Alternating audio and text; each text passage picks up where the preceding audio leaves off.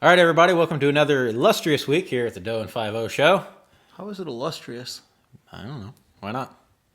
Oh. We survived, Joe, It's a survival week. the nightmare that was Streepers. Yes. That was cool. Thanks guys. That was It was a good time. it was. I had a lot of fun. I'm still a little disturbed by that upside-down toilet with the runny, diarrhea-looking water coming down. That was really gross. That stuck with me more than anything else. That was disturbing. That I kind of wish we'd have went through in complete darkness. Yeah. Well, no. I'm glad we didn't go through in complete darkness. I because of the light I could see people, and 5-0 was in front most of the time, which was good for me. Yeah. But I'd see things grab him, and when I went by, they'd grab me, and I was still startled. That was a good time. There was some glitches apparently with that live feed from what we're seeing. So if for some reason you guys didn't see it, you can check it back out there on the Facebook page. It was last Saturday. I think we went through it. So Yeah. it was a good time. We might see if we might do some more live remotes eventually. That being said, let's go ahead and roll into the first news story of the day, Joe. Out of California, man who said he saw Yogi Bear in Yellowstone Park gets 15 years for 8 pounds of meth located in his spare tire. Hey, boo-boo. Hey, boo-boo. The ranger's not going to like this, Yogi. California man was sentenced to prison Thursday after a trooper found more than 8 pounds of methamphetamine hidden in a spare tire of the car that he was driving near Columbus. Manuel Sanchez Jr., age 32 of Sacramento, was sentenced to 15 years and 8 months in prison in the U.S. District Courts in Billings. Judge Susan Waters also ordered Sanchez to serve 5 years of supervised release afterwards. Sanchez pleaded guilty in May to a single count of possession with the intent to distribute methamphetamine. Montana Highway Patrol trooper pulled over Sanchez on Interstate 90 near Columbus in December of 2017. Justice is not swift. It's almost 2 years ago. Because Sanchez was following too closely to the car in front of him. Sanchez told the trooper he was driving to North Dakota from Idaho, where he'd been visiting family and planned to fly back to California from North Dakota. Sanchez could not recall the name of the Idaho town he had visited, according to the complaint, and paperwork for the rental car he was driving indicated it was to be returned the previous day to Enterprise. Sanchez also told DEA agent who questioned him at the traffic stop that he had just come from Yellowstone National Park, where he saw Yogi Bear. Why would he say that? Trooper requested permission to search the car. Sanchez granted it, and then they eventually found in the trunk vacuum-sealed packages containing approximately 8.3 pounds, or roughly 30,000 doses of methamphetamine. Wow. That's a lot. Yogi would be disappointed in his behavior. Yogi would probably do that. I think the ranger and Boo Boo would both be disappointed. Moving on. Out of Las Vegas, Nevada, a woman drives motorhome into a casino after she gets kicked out. There you see, Joe. Her nice motorhome went right through the front door there. Oh, wow. Police say a woman who was angered when she was kicked out of a Las Vegas area casino intentionally drove her motorhome into the building, injuring a custodian in the process. Las Vegas PD spokesperson Eric Leavitt says the 50-year-old woman was ejected from the Canary Casino Friday morning and drove her Winnebago motorhome straight into the building. Leavitt says the woman hit a 66-year-old custodial worker who was outside the building. Las Vegas Review-Journal reports the worker was critically injured but is expected to survive. NBC affiliate said the woman kept hitting the gas and her vehicle was stuck in the building's entrance, and police had to remove the woman to get her to stop. Leavitt says police who were already at the casino arrested the woman. Her identity was not released upon this report coming out. So why would she do that? How do you get kicked out of a casino anyway? I don't know. It doesn't say why she was kicked out. And then she drives her Winnebago through the doors. mean, What did she think this was going to accomplish? Did she think it was going to be all better? She kept trying to go forward? I don't know. I mean, the Winnebago looks kind of old. Maybe she's hoping to win some money to get a new one. I don't know. Jeez. That's just stupid. Well, Joe, back to Ohio. Ohio? Customer suffers broken bones following incorrect order dispute with McDonald's manager. Out of Coleraine Township, Ohio, a customer at McDonald's in Ohio is pursuing a civil lawsuit against the fast food chain after a fight with the manager. The NBC affiliate there stated that Brittany Price went through the drive-thru in Coleraine Township in September, but said her order was not correct. Wait, what? I know, breaking news. The video shows Price come inside the restaurant and waited for the order to be fixed, all while her 4 children continued to wait outside in the car. Customers came and went as she continually waited. Timestamp of the video shows after waiting 23 minutes, Price goes to the car to grab the rest of the order and asks for a refund. After waiting for 25 minutes, Price throws multiple bags of food at the manager. The video then shows the manager walk out of the frame and apparently throw a blender at Price, hitting her square in the face and knocking her to the ground. Oh! Price had to have surgery to repair a broken cheekbone and nose. When the news asked Price if she regrets throwing the food, she says, I definitely didn't feel like there would have been a different result. I feel like if we would have just had a verbal back and forth, and it still would have escalated into something else. No criminal charges have been filed in the case, according to the prosecutor's office at this time. So I'm going to go ahead and put this video up for you guys to check out. It's quite the so she waited 23 minutes. So here's her injuries here on the bridge of her nose and her lip. You can see. Oh wow! And her eye. Oh my! Yeah. So you're going to actually see the manager chuck the what was that? They say a blender, I believe. But she. So here's her. Okay, She starts it by throwing the bag of food. Yeah. So in self-defense, boom. Oh! Oh, she's ready to fight. Oh! That had to hurt. Well, obviously it hurt. Her face was pretty jacked up. So. Yeah. I'll tell you, she waited 23 minutes when she got in there. Yeah. I mean, who does that? Who would wait that long? That's insane. I can't believe... normally I would think, what the hell's wrong with you throwing food? But I think she was justified. Well, she obviously paid for it because she got that blender. Well, you can still see in her eyes. Yeah. She's got some irritation there. So, man, right straight to the face, man. Knocked her flat to the ground. Yeah. So, you don't mess with that McDonald's manager. To tell you what, that chick looked like she was going to get up and fight, though. Yeah, she did get up pretty quickly. So no updates on that that I've seen. It's not funny, but it's funny at the same time because she took one hell of a shot to the face there. That's what you get for throwing that food that wasn't correct. I'm on her side. I really am. I just that she was there for a long time. Yeah, I mean, I don't know how I would have not had the patience to sit there that No. long. Here it comes again. Boom. Oh, wow. Down goes Foreman Frazier. So that's all we got for this week in the national news. You know what that means? Oh, goody. We get to go to Florida. We need to start. What the hell is with Ohio? Yeah. I think we could do that. So we need to. Boy, it's not bad enough they're stuck with the Browns and the Bengals. And now they got just Cavaliers. So. Oh, my. All right, everybody, thanks for tuning in. It's time for This Week in Florida. Yay. In this segment, we have a problem. Florida's people sure like to get off. I asked 5-0 which story to feature. He chose the one where the guy go off. What the hell is with Florida? Where all crazy shit seems to come from. A week won't pass by without lots of stories proving that Florida's dumb. That's sick. All right, everybody, welcome to This Week in Floridia.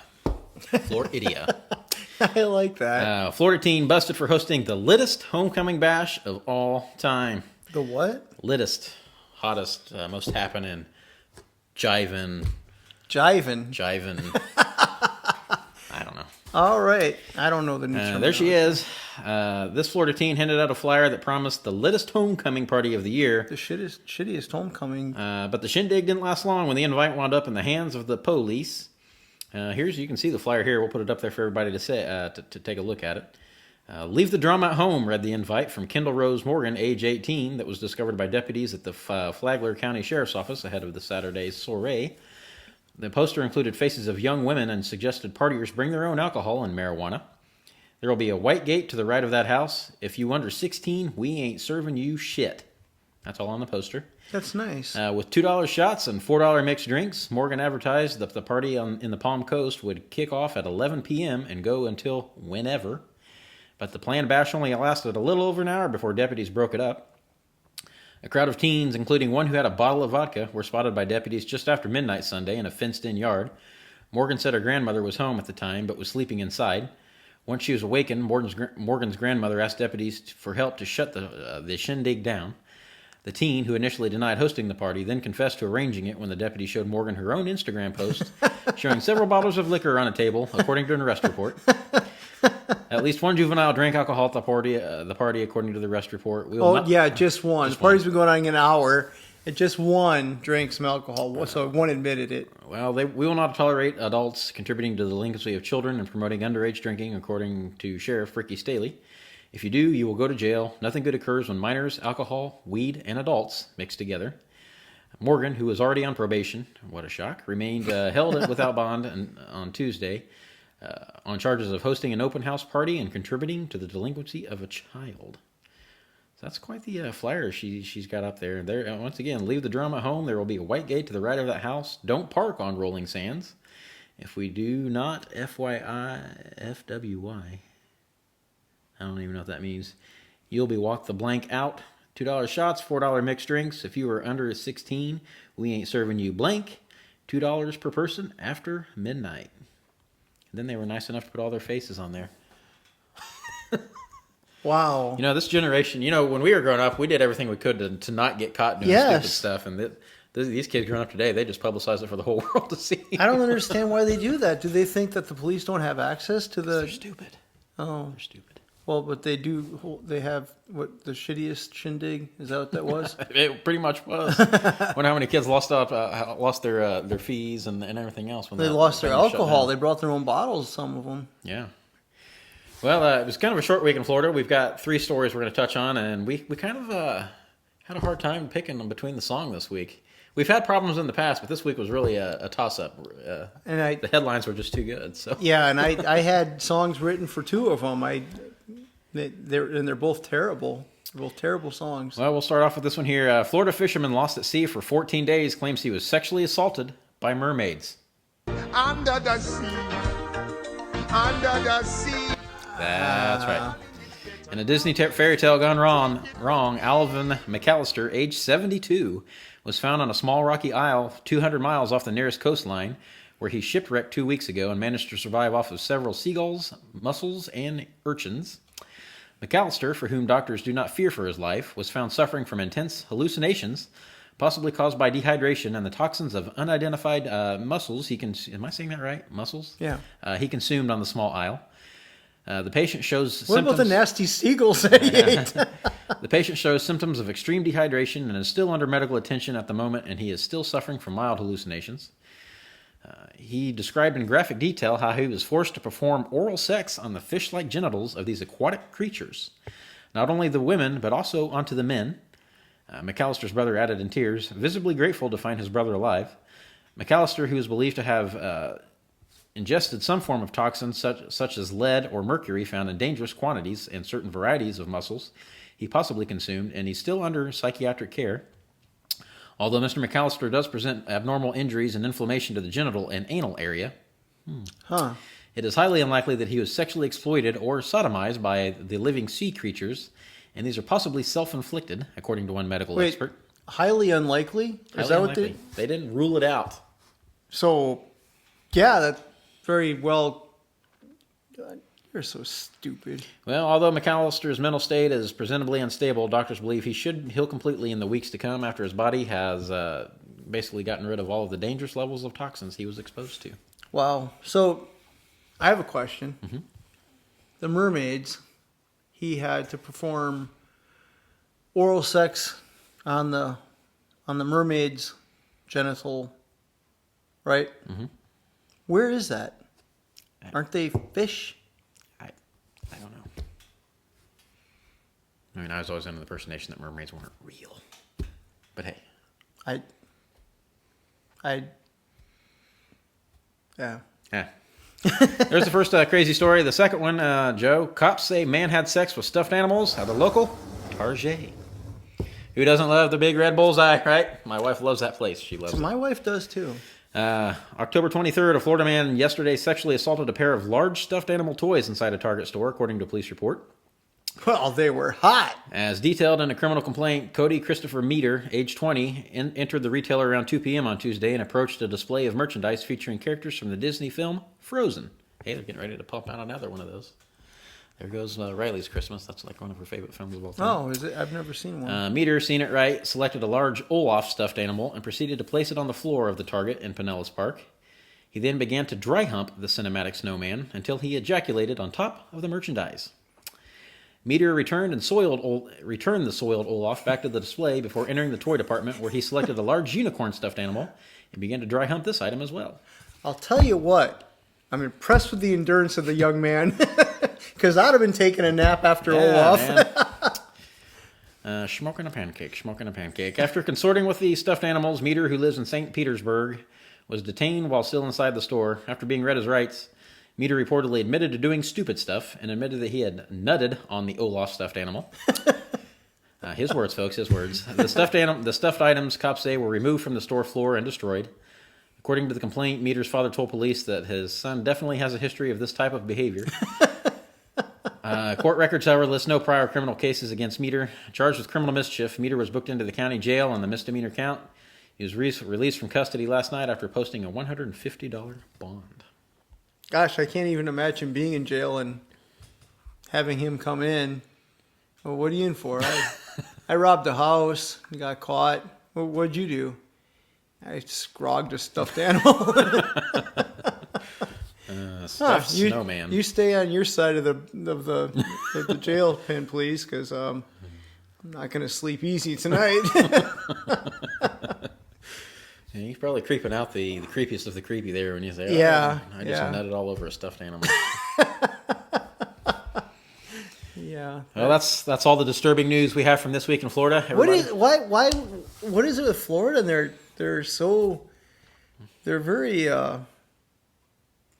comfortable. You give me a hard time about, you got to be digging for these stories every week. I'm telling you, they just come across the headlines when I'm honestly, that one got sent to me 5 times. Yeah, I got it. And I had seen it before people started sending it to me, so I'd already bookmarked it. But I got it. I don't even know how many times I got it over the last week or so. I can't. Hey, and thanks for you guys doing that. Yeah, we appreciate it. You guys see anything funny, whether it's Florida or something else, by all means send it. And we'll see. We get that all the time. And one girl said, "Well, it just proves that we're all watching this. We look forward to the show, which means that you guys have no life at all." Yeah. Shame on you. Shame on you. All right, well, that's all we got for this week in Florida. Next, this week in political garbage. Stay tuned. Bye.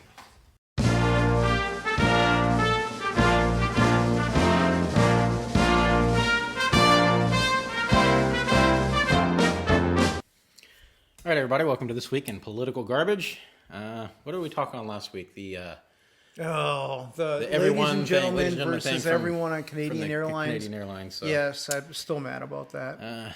Bowing down to the sensitive people in the world again, we have another major company. I guess this one's on the home front. Always feminine products. Tampons, things of that nature. Mm-hmm. They're going to remove the female symbol from all sanitary product packaging. Why? Always plans to remove the Venus from its menstruation products packaging. The change comes after transgender advocates claim Procter & Gamble, which is Always' parent company, was alienating trans and gender non-conforming customers. Could someone from Always tell me why it is imperative to have the female symbol on their sanitary products? You know why? Because only women can use these. Even if you're transgender, you're still a boy. You're really a boy. I hate to break this to you. You're a boy. You're not going to use this. You dumbass. Go ahead, Lee. I'm sorry. Moving on. Twitter user Melly Bloom, one of those advocates, tweeted over the summer, "There are non-binary and trans folks who still need to use your products too, you know." Why? I don't know. The female symbol will be removed from packaging beginning in December of this year, and a new design will be distributed by February of 2020. For over 35 years, Always has championed girls and women, and we will continue to do so. We're also committed to diversity and inclusion and are on a continual journey to understand the needs of all of our consumers, according to Procter & Gamble. The LGBTQ experts said the small change may have significant consequences. They're going to put a picture of Bruce Jenner on there. Like the one from the Wheaties box or the one from whatever the hell. Both. Yeah. One of each. First of all, the symbol is unnecessary, according to Dr. Jack Turbin, a resident physician in psychiatry at Harvard Medical School. Second of all, it sends message to transgender and non-binary people who need these products that their identities are embraced and supported by the company. The rant's already over, so I'm not even sure why I finished the article. I don't. So When is enough enough? I When is I don't enough? understand. They're saying that it does apply. That transgender people do need it, so they can Yes. make you have a menstrual cycle. I don't know, man. No, they can't. I'm so mad. Why are people like this? They want to make sure they don't hurt anybody's feelings, but you know what they just did? They hurt my feelings. Yeah. And do I need to protest? What would I protest? What I need some sort of acronym so I can have a parade. Yeah. Straight white old male or something like that. So, I mean, we're seeing this trend more and more almost every day, it seems like, where some major company is bowing down to the opinion of a few. You know, I mean, we saw it with Nike. We did a story on Nike not all that long ago about the bicentennial shoe or something like that. Yeah, Remember because we're making fun of Kaepernick was all Kaepernick. he was all upset about the shoe. He's upset about a lot of things. Yeah. So He's probably upset about the tampons. yeah, I mean, he probably wants his face on there as the symbol. I don't know. Maybe he wants to be I the wish his symbol. face would. Never mind. His face should be on like a roll of Charmin or something like that. I would buy I think that I'm going to Charmin. start that Twitter campaign. Wipe your ass with colon. I would Colon buy for your that. colon. Douchebag. We should start stuff like that. I bet Cliff could get stuff like that. We could start printing stuff on toilet paper and selling it. I like it. I like it too. $1 million idea. On the Doe That 5 was. Show. Well, I don't even know what else to say about this other than it's just another company bowing down to some batshit crazy person on Twitter and whatever. So they're why do they bow down to this loud minority yeah, and the rest of us are making fun of them? That's it. I will never buy another tampon. I'm done with it. Unless they put my face on it. well, I don't have anything else to say about it. So.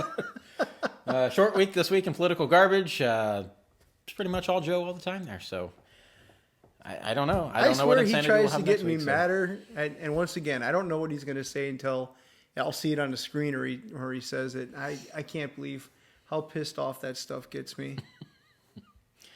Well, appreciate everybody tuning in. Sorry for the idiocracy, and if we offended you because you agree with the tampon madness, then oh well. So, As we watch the likes click down again. and then they'll go back up because they always do. So. Again, you're in the minority. So, thanks for tuning in. We'll see you guys next week. Take care. Bye. Bye.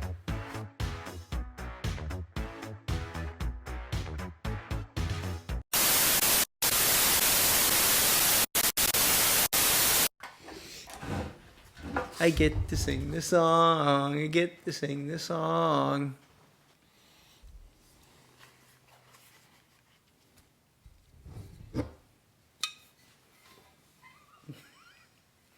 We're not right.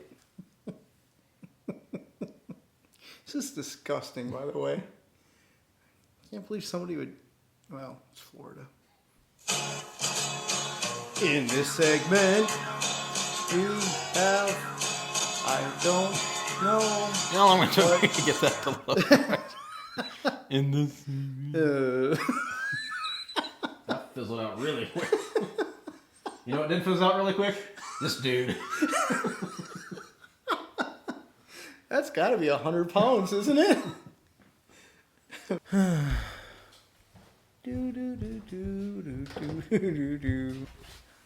I identify as. That's funny how you can identify as anything you want. And they have to be okay with that because otherwise they'll hurt your little feelers. So do you think this dude would be offended by that in some way? I mean, would he sniff those things?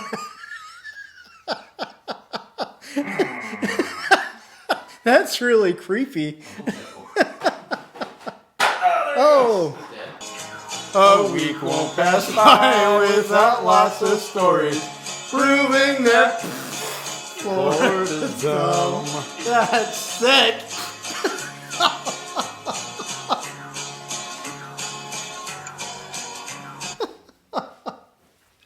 I sure hope you can you can bleep what I said.